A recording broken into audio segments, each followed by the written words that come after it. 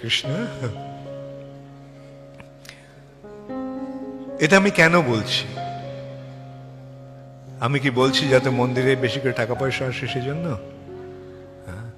আমি এটা বলছি কেন? যাতে তোমরা কৃষ্ণের প্রতি আরো বেশি করে ভক্তি পরায়ণ হতে পারো। সেই জন্য তোমরা যত যেটা রোজগার করছো, যেটা তোমার আছে, এই জগতে যা কিছু আছে, সেটা যতই তোমার প্রিয় হোক না কেন, সেটা তুমি সঙ্গে নিয়ে যেতে পারবে? সেটাই মনে রাখতে হবে। এই সম্বন্ধে আমি গুরু নানকের একটা দৃষ্টান্ত দিই। গুরু নানক এক সময় এক বিরাট ধনী ব্যক্তির বাড়িতে নিমন্ত্রিত হয়েছিলেন। তো ওর প্রাসাদে যখন গেছে, দেখে বাড়ির সামনে অনেক পতাকা লাগানো হয়েছে। তো জিজ্ঞাসা করলি পতাকাগুলোর অর্থ কি, কি জন্য এটা? তো ওকে বলা হলো যে এই ব্যক্তিটি যখন 10,000 মুদ্রা সঞ্চয় করে, 10,000 স্বর্ণ মুদ্রা সঞ্চয় করে, তখন একটা পতাকা লাগায়। তাহলে তার কত সম্পদ ওই পতাকা দিয়ে বোঝা যাচ্ছে। গুরু নানক কিছু বলেনি। ও আচ্ছা, ভালো। তো ওখান থেকে যখন চলে যাচ্ছিল, বাড়ির মালিককে সে একটা ছুঁচ দিয়েছে। বলছে, এটা আপনার কাছে আমি গচ্ছিত রাখছি, আপনার কাছ থেকে আমি সময় মতো এটা চেয়ে নেব। তো বললো, এটা কবে নেবেন? পরের জন্মে। পরের জন্মে আমি তোমার কাছ থেকে ছুঁচটা নেব। বললো, পরের জন্মে এটা কি করে নিয়ে যাব? ও, এই ছুঁচটা তুমি নিয়ে যেতে পারবে না? তাহলে তোমার এই এত ধন সম্পদ তুমি কি করে নিয়ে যাবে?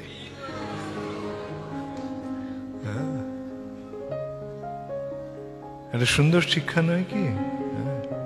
এর মাধ্যমে আমাদের সকলকে বুঝতে হবে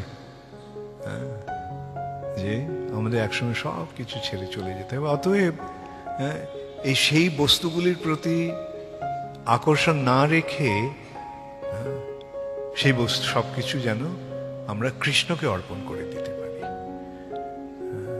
কৃষ্ণকে যখন যদি আমরা এইভাবে অর্পণ করি, তার মাধ্যমে আমরা নিজেদের কৃষ্ণের কাছে অর্পণ করছি। আমরা বলবো না আমি নিজেকে কৃষ্ণের কাছে সঁপে দিলাম, আর আমার ব্যাংকের টাকা পয়সাগুলি আমার আত্মীয় স্বজনদের জন্য রইল। এই সম্বন্ধে মায়াপুরে একটা ঘটনার কথা আমার মনে পড়ে। এক সময় একজন ধনী ব্যক্তি, ওরা ওদের সোনার দোকান কলকাতায়, আমি নামটা বলতে চাই না। তো সেই ভদ্রলোক এসেছে ভক্ত হয়ে যাবে। আমরা খুব উৎসাহিত, ও এরকম একজন মানুষ ইসকনে জয়েন করছে। তাই প্রভুপাদকে সে কথা জানালাম। প্রভুপাদ তখন এখানে ছিলেন।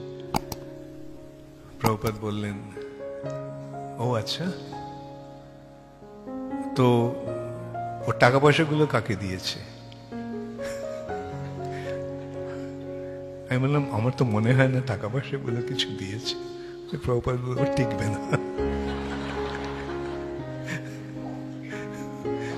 এবং ঠিকই তাই, কিছুদিন পরে ও ভদ্রলোকের স্ত্রী এলো আর ও সুর করে বাড়ি চলে গেল।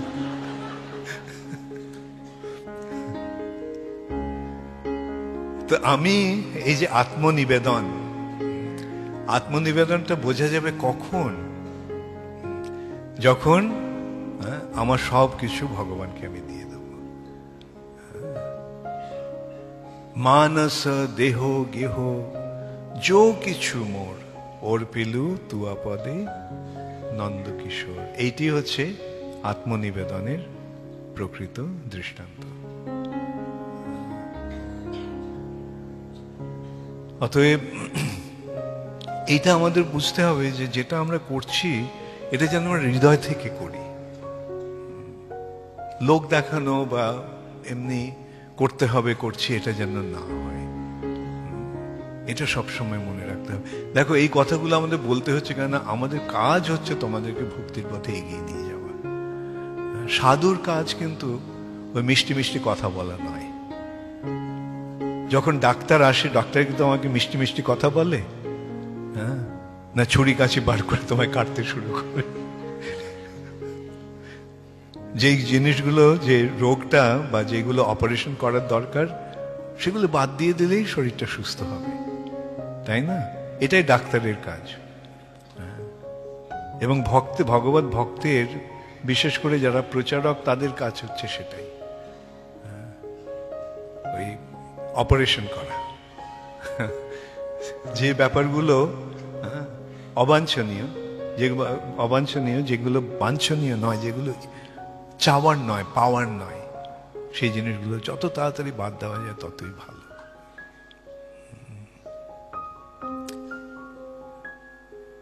সাধু কিছু চায় না, সাধুর কাজ হচ্ছে অন্যের মঙ্গল বিধান করা। আর সাধু যখন বলে ভগবানকে দান করো, সেটা এই নয় যে সাধু তোমার টাকা পয়সা চাইছে। ভগবানকে দান করার মাধ্যমে তুমি তোমার এই জড়জগতের আসক্তি থেকে মুক্ত হচ্ছ। কালকে আমি একটা খুব সুন্দর অভিজ্ঞতা আমার হয়েছে। আমি তার নামটা আমি বলতে চাই না, ও এখানেই আছে। ও আমাকে এসে ও প্রায় আমাকে ডোনেশন দেয়। তো কালকে একটা খামের মধ্যে ডোনেশন দিয়েছে। কিছু আর খুলে আমি দেখিনি। ও যখন চলে গেছে তখন আমি খুলে দেখি যে একটা বিরাট অঙ্কের একটা চেক। তা আমি ওকে সঙ্গে সঙ্গে ডেকে পাঠালাম, তুমি এত টাকা কিভাবে দিচ্ছ, কেন দিচ্ছ? ও বলছে, আমি যে পেনশনের টাকা যেটা পেয়েছিলাম ওটা আমি আপনাকে দিয়ে দিচ্ছি। আমি বললাম, তোমার পেনশনের টাকা তোমার কাছে, তুমি কিছু অন্তত রাখো। হ্যাঁ, তো ও আমাকে বলছে, না গুরু মহারাজ, এটা আমার একটা বন্ধন হয়ে দাঁড়িয়েছে, ওইটা নিয়ে আমার চিন্তা। আমি সবসময় ভাবছি যে কবে এটা আপনাকে দেব, দিয়ে নিস্তার পাবো। আমি যতই বোঝাতে চেষ্টা করলাম, তোমার জন্য কিছু অন্তত রাখো, কেন ওর অবস্থা তেমন সচ্ছল নয়, কেন ওরও একটা ইয়ের দরকার আছে।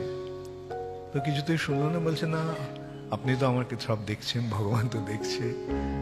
তো যখন দেখলাম একেবারে নাছর বান্দা, তখন আমি ওকে বললাম যে ঠিক আছে, একটা শর্তে আমি নিচ্ছি, তোমার যখন কোনো অসুবিধা হবে তুমি আমাকে জানাবে। তো এটা আমি একটা সুন্দর একটা দৃষ্টান্ত আমি পেলাম, যে এই যে ভক্তির মাধ্যমেই এটা ইয়ে হচ্ছে, জড় আসক্তি কমে যাচ্ছে, ভগবানের এই জড় আসক্তিগুলিকে একটা পিছু টান বলে মনে হচ্ছে। অতএব যত তাড়াতাড়ি সম্ভব সেগুলো থেকে মুক্ত হতে পারলেই ভালো।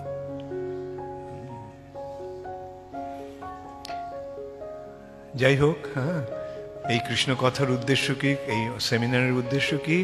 তোমাদের আরো বেশি করে ভগবানের কাছে টেনে আনা।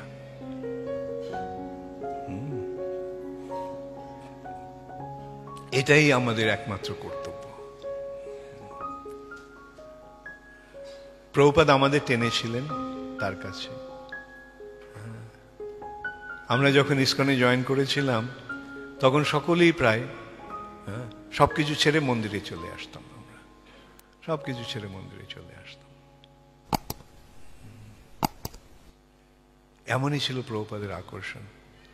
আর বিশেষ করে বিদেশিরা, তখন ভারতবাসীরা কেউ খুব অল্প আমরা দু একজন কয়েকজন মোটে ছিলাম ভারতবাসী, বাকি সমস্তই বিদেশি, আমেরিকান, ইউরোপিয়ান, অস্ট্রেলিয়ান।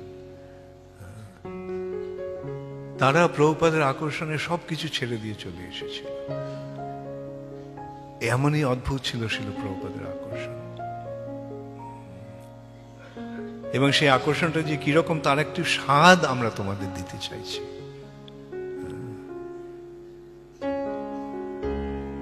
তোমরা অনেকে গৃহস্থ আশ্রমে আছো, সুতরাং তোমাদের একেবারে সরাসরি ভাবে মন্দিরে জয়েন করা হয়তো সম্ভব হবে না,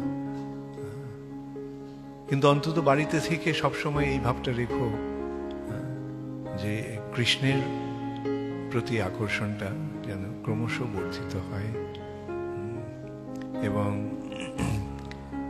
বাড়িতে থেকেও ভগবত ভক্তির অনুশীলন যাতে তোমরা ঠিকমতো করতে পারো সেই চেষ্টা করো। ঠিক আছে, গৃহে থাকো, বনে থাকো, সদা হরি বলে ডাকো, যেখানে যে অবস্থাতেই থাকো। গৃহেতে বনেতে থাকে, হাও গৌরাঙ্গ বলে ডাকে। যে গৃহে থেকে বনে থেকে মহাপ্রভুর নাম করে, মা কৃষ্ণ নাম করে, সে আর এই জগতে থাকে না, সে তার হয় ব্রজভূমে বাস, সে বৃন্দাবনে রয়েছে। তো সেইটি এই অনুষ্ঠানগুলি